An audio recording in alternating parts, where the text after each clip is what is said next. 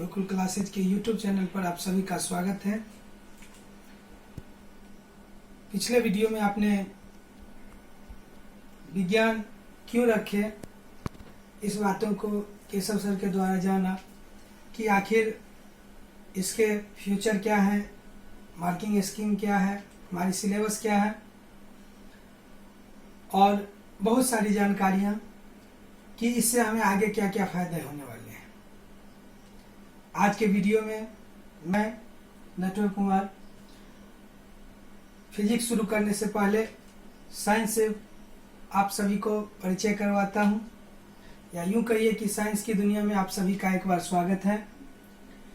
निश्चित रूप से आपने अपने जीवन के महत्वपूर्ण निर्णय में से एक बेस्ट निर्णय को चुना कि हमें साइंस पढ़ना है।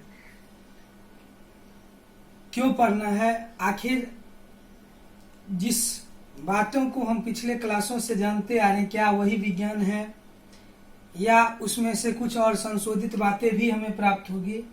इन सारी जानकारी के साथ आज के वीडियो में हम जानेंगे साइंस के बारे में, जो कहीं ना कहीं हमारे जीवन के हर चक्र को प्रभावित कर रहा है। हमारी समस्याओं से लेकर के हमारी जितनी भी सुविधाएं प्राप्त हो रही है वह कहीं ना कहीं साइंस से जुड़ी हुई है, और इसको बेहतर करने के लिए हम और क्या कर सकते हैं, इन सारी बातों को हम लोग इस वीडियो में जानेंगे। तो निश्चित रूप से आपने इस स्ट्रीम को चुना है, संकाय को चुना है, जिसका नाम है साइंस। हिंदी में हम इसे अभी तक विज्ञान के नाम से जानते थे। विज्ञान वहां आपने पढ़ा विज्ञान, विशेष ज्ञान है। एक्चुअली में साइंस शब्द की जो व्युत्पत्ति हुई है वह लैटिन वर्ड से हुई है। किस लैटिन वर्ड से हुई है? जिसका है साइंटिया। साइंटिया वर्ड से साइंस की उत्पत्ति हुई। साइंटिया लैटिन वर्ड है, इसका मीनिंग है टू नो, अर्थात जानना। तो हम कह सकते हैं कि विज्ञान का मतलब है जानना। अब किन बातों को जानना, क्या सब जानना, इन सारी चीजों पे हम लोग आगे डिस्कस करेंगे। जिस तरह हम अपने कल्चर में, खास करके भारतीय दर्शन में देखें तो ऐसा ही एक हम लोग हर अक्सर चर्चा करते हैं वेद, जो सबसे मूलभूत धर्म का आधार भी माना गया। तो इसमें आपने जाना कि यह वेद विद शब्द से बना, विद धातु से, जिसका मतलब ही होता है जानना। अगर हम कंपैरिजन करें तो देख सकते हैं कि साइंस का भी लगभग वही मीनिंग है जो आपके बेसिक आधार का मानना है, जानना। लेकिन अगर हम अपने शब्दों में कहें तो केवल जानना ही पर्याप्त नहीं है। किसी भी तथ्य के लिए, किसी भी तथ्य को पूर्णता से जानने के लिए यहाँ हम दो शब्दों का इस्तेमाल करते हैं। यह दोनों भी लैटिन वर्ड है, कैनन और विजन। कैनन का शाब्दिक अर्थ है टू नो, जानना, और विजन लैटिन वर्ड है जिसका मतलब है टू अंडरस्टैंड।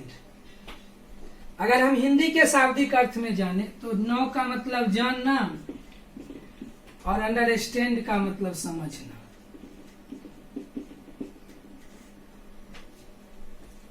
और अगर हम केवल शब्दों को देखें तो हमें लगता है कि अधिकतर व्यक्ति समझते हैं या जानते हैं, दोनों शब्दों में कोई बहुत ज्यादा अंतर नहीं है। लेकिन अगर आप गौर करिए तो दोनों में बहुत बहुत ज्यादा समानता भी है और अंतर भी है। जानना और समझना में क्या अंतर है? तो किसी भी तथ्य को केवल सतही तौर पर समझ लेना या जानना है, और जब हम उसके पूर्ण वास्तविक सभी चीजों को जानते हैं तब हम कहते हैं समझते हैं। जैसे उदाहरण के तौर पे हम एक रास्ते से जाते हैं, प्रत्येक दिन हम किसी व्यक्ति को देखते हैं। अगर कभी किसी यात्रा के दौरान अचानक दूसरे जगह वो हमें मिल जाए तो हम अनायास का पता हम इसे जानते हैं। कैसे जानते हैं? तो वहां हमने इसको देखा या वह यह काम करता है। लेकिन अगर वहीं पे हमें यह प्रश्न पूछ जाए, यह किस प्रकृति का व्यक्ति है, उसका नाम क्या है, उसकी गांव क्या है, तो शायद हम उसे बताने में असमर्थ होंगे। और अगर हम उस व्यक्ति का नाम भी जानते, उसके प्रकृति को भी जानते, उसके कार्यों को भी जानते हैं, तो काफी हद तक हम कह सकते हैं कि हम उसे समझते हैं। तो जानने और समझने में मूलतः बेसिक यही अंतर है। तो बेसिक यही अंतर है कि जानना मतलब थोड़ा बाहरी सतही तौर पर जानना, और समझना का मतलब है कि हम उसके लगभग वास्तविक रूप से परिचित हैं, उसके जो स्वाभाविक गुण है उससे परिचित है। इन दोनों शब्दों को मिला दिया जाए तो मेरे हिसाब से यह साइंस की सही परिभाषा। विज्ञान का स्वाभाविक परिभाषा कहें तो जानना और समझना, तथ्यों को भली भांति जानकर उसको समझ लेना ही विज्ञान है। तो कुछ विद्वानों के नजरिए से हम साइंस की परिभाषा को देखें, उनके नजरिए से साइंस क्या था। अकॉर्डिंग टू आइंस्टाइन, नाम आपने सुना होगा, आधुनिक भौतिकी के जनक माने जाते हैं अल्बर्ट आइंस्टाइन, और मानव जाति में शायद कहा जाता है कि सबसे अधिक अपने मस्तिष्क का यूज करने वाले व्यक्ति भी थे। तो आइंस्टाइन के अनुसार science is not only collection of laws. जैसे आम धारणाएं हैं कि यह विज्ञान केवल नियम है, जितने भी नियम है उसको अगर एक जगह रख दे तो साइंस है, नहीं। आइंस्टाइन साहब के अनुसार साइंस केवल विज्ञान लॉ का ही संग्रह नहीं है, अर्थात नियमों का संग्रह नहीं है, but catalogue of unrelated facts. Unrelated facts मतलब स्वतंत्र तथ्य, वो तथ्य जो दिखने में अलग अलग है, एक दूसरे से भिन्न है, उनके बीच का जो अंतर संबंध है, वो चीजें जो हमें लगता है कि वो अलग चीजें हैं और उसके भीतर में भी समानताएं हैं, उन सभी तथ्यों को, मतलब यह कि स्वतंत्र वस्तु तथ्यों के बीच जो आपसी संबंध है उसको दर्शाने वाला तथ्य की साइंस है। एक और इनके द्वारा दी गई परिभाषा है जो हम लास्ट में इस पर डिस्कस करेंगे, जिसका हमने लिखा, विज्ञान केवल नियमों का संग्रह नहीं है अपितु यह स्वतंत्र तथ्यों के आपसी संबंधों का सूचीपत्र है। मतलब विज्ञान वो सारी चीजें जो दिखने में हमें अलग लगते हैं, लगता है कि इसका एक दूसरे से कोई रिलेशन नहीं है, उनके बीच का जो अंतर संबंध है उसको परिभाषित करने वाली, व्याख्या करने वाली सूचीपत्र है। लिंडसे साहब के अनुसार science is method of understanding and obtaining human experience. Science is method of understanding and obtaining human experience. विज्ञान मानवीय अनुभव को समझने और प्राप्त करने का तरीका है, विधि है। कहने का मतलब मानवीय अनुभव, हमसे पहले जो व्यक्ति रह चुके हैं उनके द्वारा जो अनुभव किया गया, उनके द्वारा जो अध्ययन किया गया, उन सारी चीजों को हम कैसे प्राप्त करें। दैट मीन्स कि एक जनरेशन से दूसरे जनरेशन तक हमारी जो अभी तक हमारे जो पूर्वज रहे उन्होंने जो अनुभव, एक्सपेरिमेंट, कल्पना, अनुमान, एक्सपेरिमेंट के द्वारा जो गेन किया, प्राप्त किया, प्रकृति से जो नियमों को प्राप्त किया, उसको प्राप्त करने का तरीका। अगर हम बात करें तो एक और वैज्ञानिक रसेल के अनुसार कि विज्ञान वास्तव में आई नो वेरी लिटिल, मैं बहुत कम जानता हूं, और सच्चाई भी है कि मैं बहुत कम जानता हूं। हम मानव समाज जब भी हमें लगा कि हम बहुत कुछ जानने लगे हैं तो कुछ चीजें ऐसा हुई जो लगा कि हम कुछ भी नहीं जान पाए।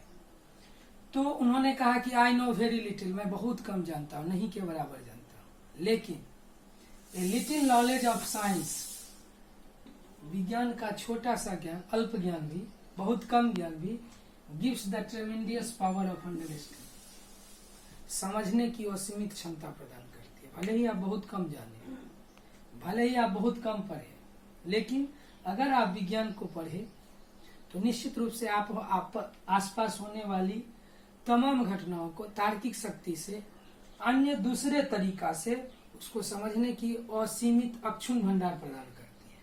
अर्थात आपके समझ में वृद्धि करने का जो तरीका, वास्तव में science is also the generator off brain. वास्तव में कहा गया कि साइंस मानवीय दिमाग की उपज है। इसमें हम जो भी सोचते हैं या किसी घटना को देखकर हमारे दिमाग में जो भी विचार उत्पन्न होते हैं वो सारे साइंस के अंतर्गत आते हैं। तो आइंस्टाइन साहब का एक बहुत ही अतुलनीय परिभाषा साइंस के संदर्भ में रहा कि विज्ञान केवल किसी व्यक्ति या किसी लॉ या किसी नियम से नहीं, साइंस हमारे पूर्वज, हमसे आने वाले पूर्व के जितने भी मनुष्य रहे उनके द्वारा तर्क से, अनुमान से, कल्पना शक्ति से, प्रयोग से प्राप्त किए गए निष्कर्ष या ज्ञान का समूह है। ज्ञान की सूची पत्र है विज्ञान, और जो हमें उनसे प्राप्त हुई वो चीजें हम आपको प्रदान कर रहे हैं। और प्रत्येक जनरेशन का यह कर्तव्य है कि वह इसमें वृद्धि करे, और अगर वह वृद्धि करने में सफलता प्राप्त नहीं कर पाती है तो निश्चित रूप से अगले जनरेशन को दे दे, ताकि वह इसे आगे बढ़ाए। तो वह चीजें जो हमें अपने से पूर्व के गुरु कहें, शिक्षक कहें, उनसे प्राप्त हुई हम आप तक पहुंचा रहे हैं।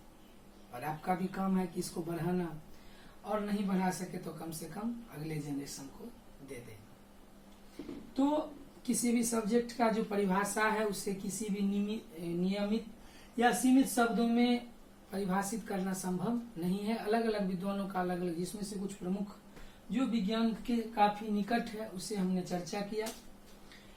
तो इसको डिफाइन करना इतना आसान नहीं है, और अगर आपको जरूरत होती है तो आप किसी भी परिभाषा को रख सकते हैं।